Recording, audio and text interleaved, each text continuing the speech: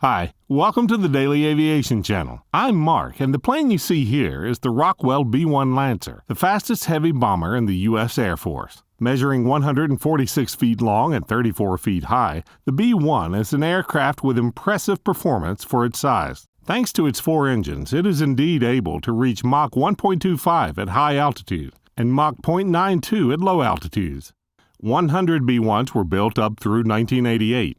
And about 60 B1 Lancers are still in service today, but only within the U.S. Air Force, who plan to fly them until the 2030s.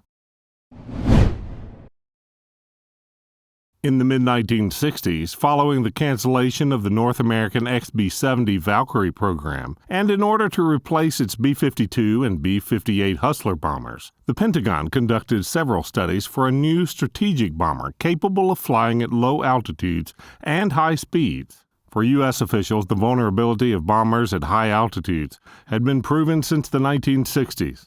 Indeed, the destruction above the Soviet Union of Gary Power's U-2 in 1960 showed that the anti-aircraft missile technology became far too effective against high-altitude targets. The future U.S. bomber should instead reach its destination at low altitudes to escape the enemy radar. Furthermore, the need for high speeds at both low and high altitudes makes the use of a swing wing configuration a mandatory feature.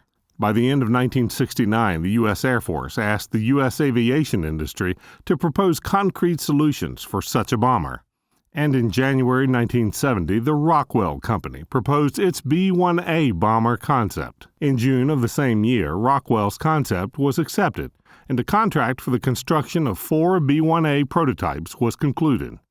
The first B-1A made its inaugural flight on December 23, 1974, and the test campaigns of the prototypes took place until the end of 1976. But because of its high cost, the program was stopped in 1977 by the Carter administration, which at the same time favored the use of cruise missiles rather than bombers. Despite this cancellation, evaluations of the B-1A continued for several years. And under the leadership of President Reagan, the B-1 program officially resumed in 1981 to give birth to the B-1B, a version derived from the B-1A, which would fly for the first time on October 18, 1984. Less expensive and less complex, the B-1B was designed for more conventional bombing missions. This version was also heavier and slower than the B-1A, but was also much more stealthy. In fact, thanks to some design features and the use of materials that do not reflect electromagnetic waves, the radar signature of this new bomber was equivalent to that of a much smaller aircraft, like the General Dynamics F-16. The B-1B is also characterized by a very low thermal signature for this kind of aircraft, and a refueling capability that was absent on the B-1A. The first B-1B was delivered in June 1985 and was declared operational on October 1, 1986. Between 1984 and 1988, 100 aircraft were built and delivered to the U.S. Air Force, which continues to operate them today.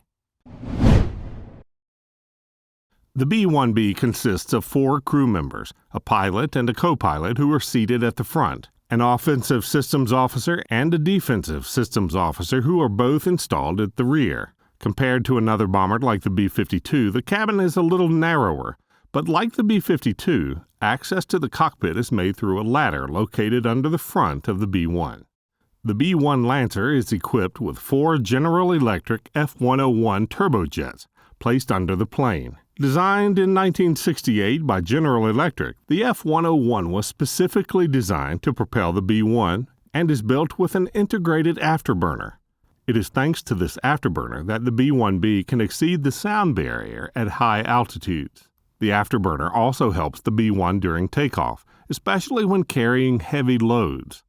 In fact, the aircraft has 3 large bomb bays and can carry up to 75,000 pounds of ammunition in these bomb bays, and 57,000 pounds on external pylons. The B-1B is equipped with 6 fuel tanks and is able to travel long distances without refueling, but can still rely on air refueling when it has to travel further.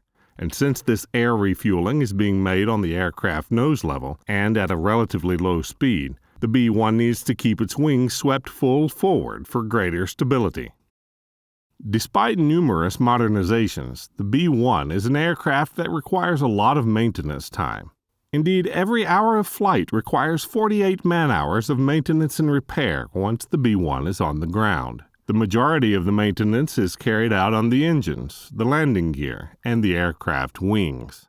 But this heavy maintenance need doesn't stop the U.S. Air Force from appreciating the impressive capabilities of the aircraft that should remain in service for many more years.